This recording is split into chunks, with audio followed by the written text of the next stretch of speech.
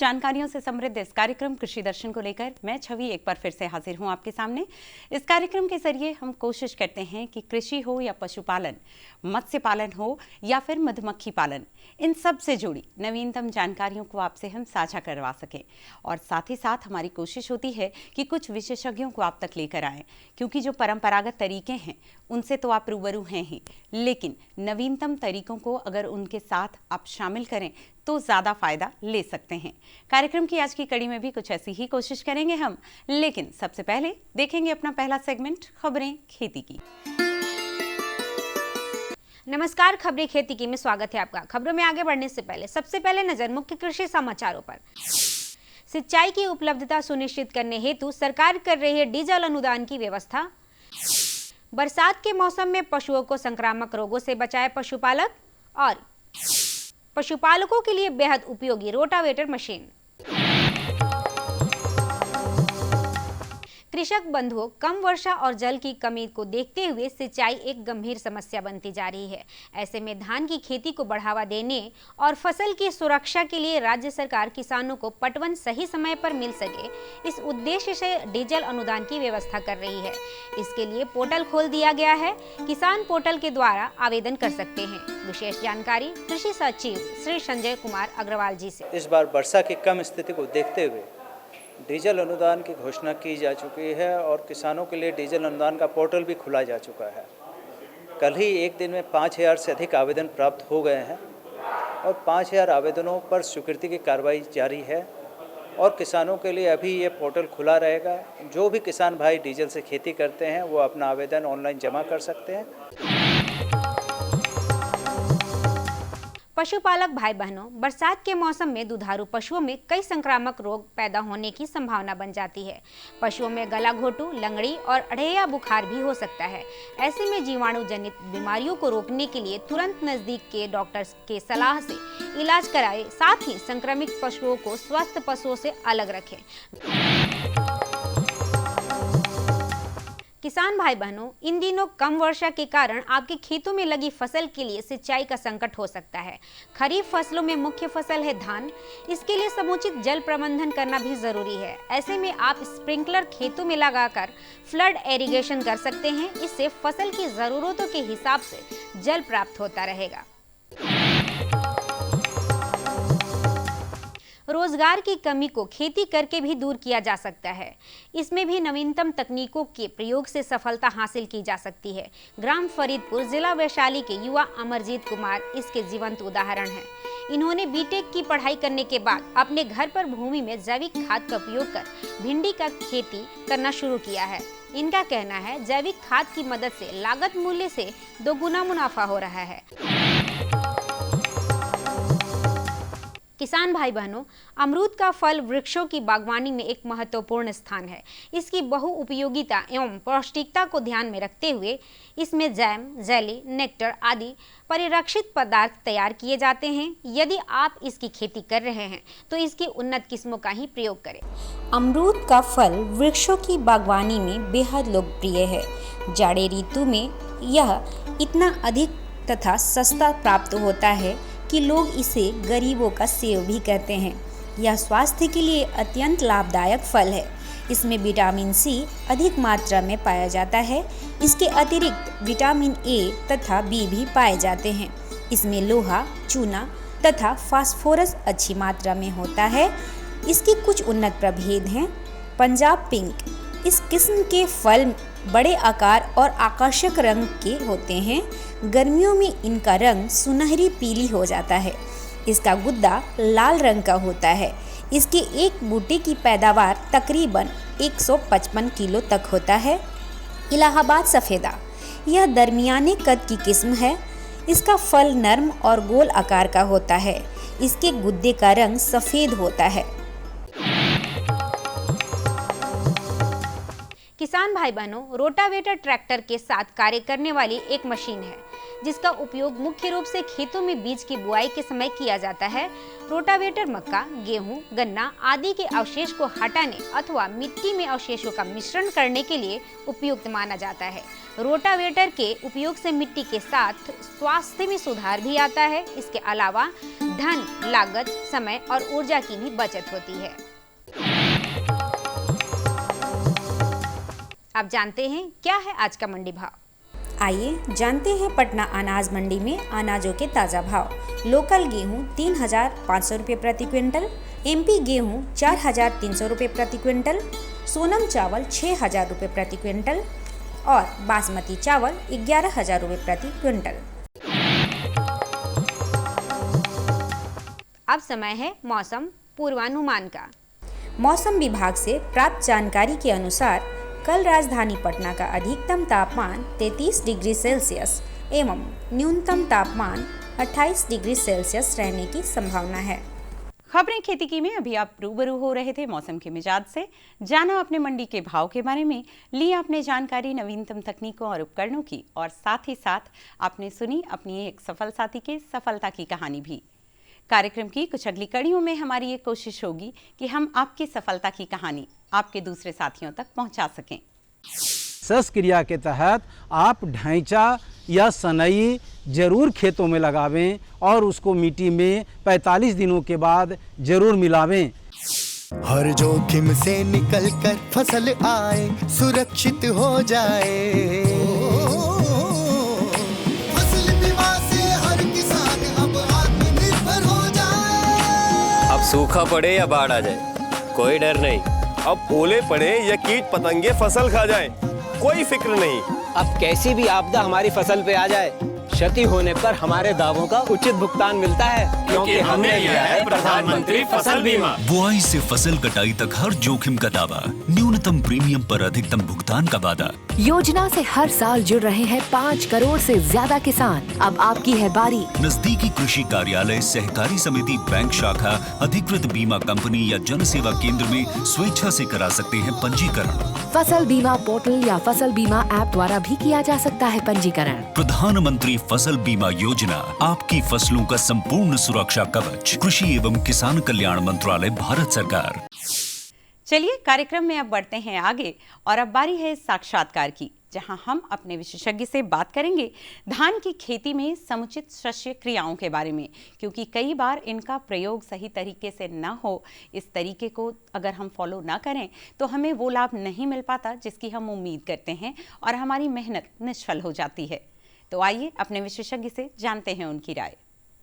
नमस्कार, कृषि जगत से जुड़ी तमाम खबरें लिए मैं आपके सामने हूँ। जैसा कि आप जानते हैं कि हम हमेशा नए नए विषय लेकर आते हैं और नए नए विषयों पर चर्चा करते हैं।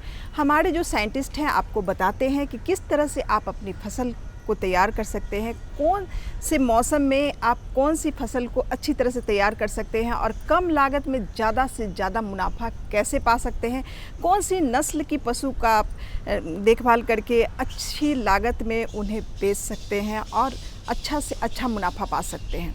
तो आज जो हमारी चर्चा का विषय है वो है धान की खेती में समुचित शस्य क्रियाएं, जिस पर बातचीत करने के लिए हमारे साथ जो हमारे विशेषज्ञ हैं वो हैं डॉक्टर मनोज कुमार, वरीय वैज्ञानिक केवीके जहानाबाद से हैं। सर, आपका हमारे कार्यक्रम में बहुत बहुत स्वागत है। चलिए सारे दर्शक भाइयों को भी हम नमस्कार। सर, हमारे आप जो किसान भाई हैं उनको आप ये बताइए कि धान की खेती में समुचित शस्य क्रियाएं क्या हैं और इसके जरिए हम धान की पैदावार कैसे बढ़ा सकते हैं। धान की खेती को बेहतर ढंग से करने के लिए वैसे सारे प्रयास जिसके वजह से धान की पैदावार पराभव उपज को प्राप्त कर सके, साथ ही साथ भूमि संरक्षित और सुरक्षित रहे, वातावरण ठीक ठाक रहे और मनुष्यों के लिए जो चावल पैदा होते हैं वह गुणवत्ता युक्त रहे, उसमें जो प्रयास किए जाते हैं उसको हम समुचित शस्य क्रिया कहते हैं।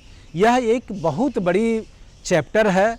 इसमें हम प्रमुख रूप से जो इम्पॉर्टेंट संस्क्रियाएँ उस पर चर्चा करते हैं, जिसके वजह से धान की पैदावार में बल्कि नहीं बल्कि उसके बाद जो रबी फसल है और उसके बाद गर्मा फसल है, तीनों फसल को प्रभावित करता है। तो किसान बंधु, आप एग्रोनॉमिक मैनेजमेंट प्रैक्टिस यानी संस्क्रिया के तहत आप ढैंचा या सनई ज़रूर खेतों में लगावें और उसको मिट्टी में 45 दिनों के बाद ज़रूर मिलावें। दूसरी जो संस्क्रिया इम्पोर्टेंट हैं कि हमारे किसान बंधु जब धान की खेती करते हैं तो ज़मीन के परिस्थिति के मुताबिक धान के बीजों का चयन करें और उसके अनुसार बीजों का है जो कि मतलब बिचड़ा डालें और उसकी रोपाई करें। तीसरी जो समुचित संस्क्रियाएँ हैं, ज़मीन की तैयारी। ज़मीन की तैयारी करते समय हमको यह ध्यान देना है कि खेतों में पहला जो जुताई हम करने के बाद उसमें है जो कि समेकित पोषक तत्व प्रबंधन जैसे जिंक वगैरह का प्रयोग करके और उसके बाद 6 से 7 दिन तक आरी कोना बना के और उसको है जो कि सड़ने के लिए छोड़ दिया जाए और उसके बाद उसमें फिर जुताई करके और उसमें डीएपी यूरिया पोटास रिकमेंडेड मात्रा जो धान के लिए 120-60 अनुशंसित है उसकी मात्रा, जैसे डीएपी की पूरी मात्रा, पोटास की पूरी मात्रा और नाइट्रोजन की 1/3 मात्रा देकर पाटा लगा के और उसके बाद रोपाई करें। संस्क्रिया के तहत कितनी गहराई पर रोपाई किया जाए यह भी एक महत्व बिंदु है। आंसर निकल के आता है कि जस्ट टचिंग द सॉइल, यानी धान की रोपाई करें तो एकदम हल्का मिट्टी में चुभावें, ज़्यादा गहरा पर रोपाई ना करें। और समुचित संस्क्रिया के तहत हम किसान भाइयों को सलाह देते हैं कि पंक्ति में धान की खेती करें। अब यहाँ पर जो पंक्ति में धान की खेती करते हैं उनका 20 से 25% पैदावार में बढ़ोतरी हो जाती है। यहाँ पर हम उत्तर दे देना चाहते हैं कि पंक्ति में रोपाई करने से क्यों पैदावार में बढ़ोतरी हो जाती है, तो इसका आंसर यह उत्तर ये निकल के आता है कि ज़मीन से पोषक तत्व और पौधा और पानी का रिश्ता बेहतर होता है, जिसके वजह से खखड़ी कम होते हैं, बाली की लंबाई बड़ा होता है, कल्ला है जो कि बढ़िया देता है, हवा चलने पर वह गिरता नहीं है और कीड़े मकोड़े का आकर्षण उसमें कम होते हैं। तो ये संस्क्रिया का ही पार्ट है। सर, जैसा कि देखा जाता है कि धान की खेती करते समय बहुत सारे कीड़े मकोड़े आते हैं, बहुत सारी बीमारी लग जाती है, तो उसमें क्या सस्य क्रिया के जरिए इस बीमारी को रोका जा सकता है और कैसे रोका जाएगा हमारे किसान भाइयों को आप बताइए। ये आपका जो प्रश्न है कि धान में कीड़े मकोड़े और बीमारियों का बहुत ज़्यादा आक्रमण होता है और ख़ास करके सितंबर माह में तो इतना ज़्यादा आ जाता है कि किसान बहुत परेशान हो जाते हैं और इसमें है जो कि मतलब काफ़ी उसको पैसा भी खर्च होता है। तो इसको हम संस्क्रिया के जरिए हम इसको कमी कर सकते हैं। इसके लिए किसान बंधुओं को चाहिए कि बीजोपचार जब भी बिचड़ा आप डालते हैं तो उसका सीड ट्रीटमेंट अवश्य करें, तो सीड ट्रीटमेंट करें। दूसरी बात क्या है कि जिंक की कमी के वजह से बहुत सारे है जो कि धान की खेती में न्यूट्रिशनल डिसऑर्डर आता है। जैसे धान में आप देखिएगा कि चतरा रोग लग जाता है। चतरा रोग का मतलब कि जगह जगह क्यारी पौधा है जो सूखते जाता है और वह पीला रंग के हो जाता है या जैसे जंग लग जाता है उसी प्रकार का हो जाता है और किसान इसके लिए परेशान हो जाते हैं। तो किसान बंधु धान की खेती में जिंक का प्रयोग अवश्य करें और जिंक का प्रयोग, जिंक बाज़ार में 3 प्रकार के आते हैं। एक 21% का जिंक होता है, एक 33% का जिंक होता है और एक EDTA जीटा 12 चिलेटेड जिंक होता है। सबसे बढ़िया 21% का जिंक होता है और उसको 10 kg प्रति एकड़ की दर से आप अपने बालू में मिला के या बर्मी कंपोस्ट या भुरभुरी गोबर खाद में मिला के दें। लेकिन याद रखें समुचित संस्क्रिया के तहत कि जिंक का जब इस्तेमाल करें तो रासायनिक उर्वरक जैसे DAP यूरिया पोटास वगैरह 24 घंटा का गैप रखें, यानी या तो पहले जिंक दें या बाद में दें। बहुत सारे किसान बंधु साथ में देते हैं तो साथ में देने के बाद वह अघुलनशील बना देता है, जिसको जिंकाइट बना देता है और आपको जिंक भी फायदा नहीं करता है और रासायनिक उर्वरक भी फायदा नहीं करता है। तो जिंक का प्रयोग अवश्य करने से आपको ढेर सारे कीड़े मकोड़े और आपका बीमारी नहीं आते हैं। सर, आप बहुत अच्छा बता रहे हैं। अब चलते चलते आप हमारे किसान भाइयों को सस्य क्रिया के बारे में क्या संदेश देना चाहेंगे? समय पर कटाई यदि हम नहीं करते हैं तो हमारी धान की फसल में 25 से 30% है जो कि खेतों में गिर जाता है, और वह गिर ही नहीं जाता है बल्कि अगले साल वह घास के रूप में जन्म जाता है और किसान उससे प्रभावित हो जाते हैं। तो समय पर इसकी कटाई किया जाए। उसके बाद है जो कि इसको भंडारण और थ्रेसिंग भी अच्छी तरीक़ा से किया जाए। और एक चीज़ और ध्यान देने की बात है कि हमारे खेत में स्टेम बोरर यानी बाली उजला होने का समस्या आ रहा है। इससे मुक्ति पाने के लिए कटाफ हाइड्रोक्लोराइड 4G 7 किलो प्रति एकड़ की दर से आपके खेत में स्टेम बोरर धड़ छेदक कीट आने से पहले अवश्य दे दें, ताकि आपका है जो कि उजला बाली वाला समस्या से आप निदान पा जा सकें। सर, आप हमारे किसान भाइयों को शस्य क्रिया के जरिए धान की अच्छी पैदावार हो, इसके लिए आपने बहुत अच्छी बातें बताई। तो इसके लिए सर आपका बहुत बहुत धन्यवाद। चलिए, आपको भी और सारे दर्शक को भी। तो किसान भाइयों, इस कार्यक्रम में इतना ही। अगले कार्यक्रम में हम आपसे फिर मिलेंगे एक नए विषय और एक नए विशेषज्ञ के साथ। तब तक हमें और हमारी पूरी टीम को दीजिए इजाज़त। नमस्कार। जानकारियों का सिलसिला अभी थमा नहीं है, मिलवाएंगे आपको अपने एक और विशेषज्ञ से, लेकिन ब्रेक के बाद। तो कृषि शिक्षा की बात जब विश्वविद्यालय की बात होती है तो वहाँ पे 3 तरह का कार्य संपादित किया जाता है। पहला है शिक्षण कार्य, दूसरा है शोध कार्य और तीसरा है प्रसार कार्य। किसान पूरी तरह से सशक्त और सक्षम बने, इस लक्ष्य के साथ हम निकले हैं। देश के किसानों को हर वो साधन संसाधन दिए जाए जिससे वो अपनी आय दोगुनी कर सके। ये मुस्कान है खुशहाली की, देश के मान की। ये मुस्कान है किसानों की, और इस मुस्कान की वजह है प्रधानमंत्री किसान सम्मान निधि योजना, जो अन्नदाताओं की आशाओं की जमीन को पिछले 5 वर्षों से इस तरह सींच रही है कि उनके जीवन में खुशी और आत्मविश्वास की फसल लहलहा रही है। माननीय प्रधानमंत्री जी की दूरगामी सोच का नतीजा है प्रधानमंत्री किसान सम्मान निधि योजना। लगातार तीसरी बार चुनी गई सरकार का पहला निर्णय किसानों के बारे में है। माननीय प्रधानमंत्री द्वारा पीएम किसान योजना की 17वीं किस्त की फाइल पर किया गया हस्ताक्षर मेहनतकश अन्नदाताओं के प्रति सरकार की प्रतिबद्धता को दर्शाता है। विश्व की सबसे बड़ी डायरेक्ट बेनिफिट ट्रांसफर योजनाओं में से एक प्रधानमंत्री किसान सम्मान निधि योजना में एक पारदर्शी प्रक्रिया के तहत सभी किसान परिवारों को 2000 रुपए की 3 समान किस्तों के माध्यम से कुल 6000 रुपए दिए जाते हैं। अब तक 16 किस्तों द्वारा 11 करोड़ से अधिक पीएम किसान लाभार्थियों को 3.04 लाख करोड़ रुपए से अधिक की धनराशि डायरेक्टली उनके अकाउंट में ट्रांसफर की जा चुकी है। प्रधानमंत्री किसान सम्मान निधि के तहत सालाना 6000 की किस्तें मिलती हैं। यह हमारे लिए एक वरदान साबित हुई। प्रधानमंत्री किसान योजना पंजीकृत होला परे ता परठारु आज पर्यंत 32,000 टंका पाइछि। इस योजना से किसानों के साथ समग्र कृषि का जीर्णोद्धार हुआ है। देश के माननीय प्रधानमंत्री श्री नरेंद्र मोदी जी के विजन के तहत इस योजना को किसान केंद्रित डिजिटल बुनियादी ढांचा में तब्दील किया गया है, जिसमें बिना किसी बिचौलिए के किसानों को सीधे किस्तों का भुगतान किया जाता है। केंद्र सरकार के संकल्प को डिजिटल इंडिया से जोड़ते हुए ये योजना मोबाइल ऐप, ई-KYC प्रक्रिया, मोबाइल ऐप से फेस ऑथेंटिकेशन और नो योर स्टेटस मॉड्यूल की सुविधा प्रदान करती है, जिससे किसान इस योजना से जुड़ी कोई भी जानकारी सीधे प्राप्त कर सकते हैं। किसानों के जीवन को और आसान बनाने के लिए AI चैटबॉट किसान ई मित्र बेहतर कल का एक नया आगाज है। किसान ई मित्र AI चैटबॉट एक सच्चे दोस्त की भूमिका निभाते हुए योजना से जुड़ी सारी जानकारी चयनित भाषा में मुहैया कराता है।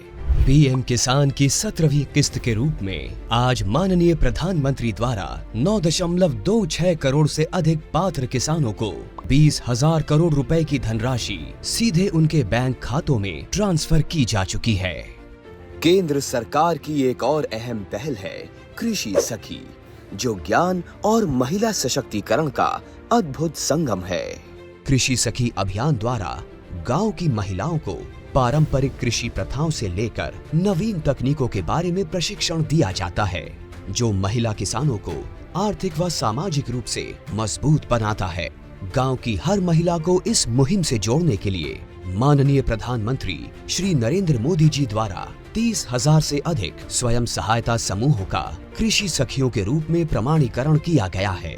कृषि सखी हमारी सहेली जैसी हैं और गांव-गांव में आती हैं, हमको खेती बाड़ी के बारे में बहुत कुछ सिखाती हैं। ऐसे अनूठे प्रयासों से देश का किसान स्वाभिमानी, स्वावलंबी, सशक्त और आत्मविश्वासी बन रहा है।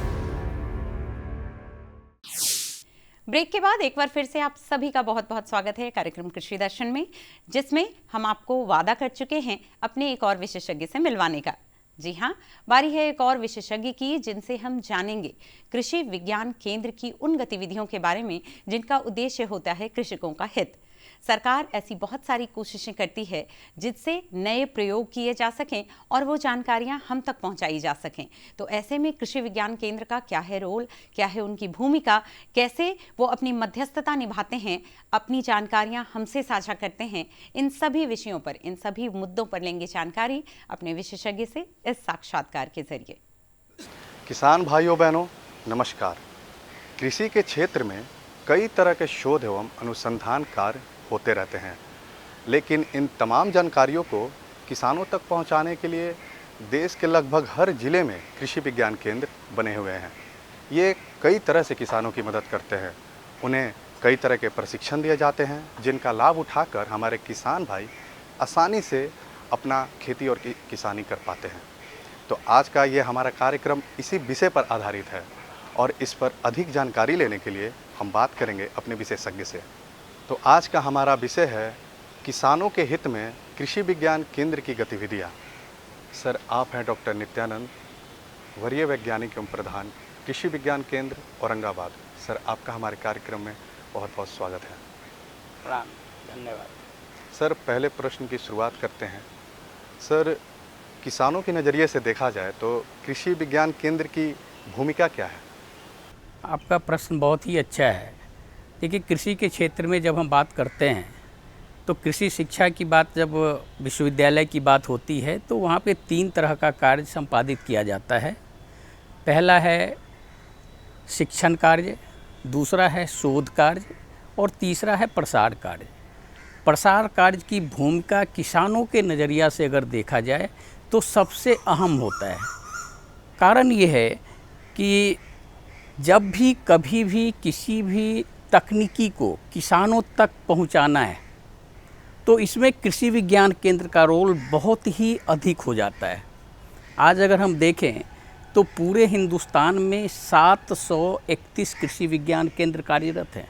अगर हम अपने बिहार की बात करें तो बिहार के सभी 38 जिलों में टोटल 44 कृषि विज्ञान केंद्र कार्यरत हैं।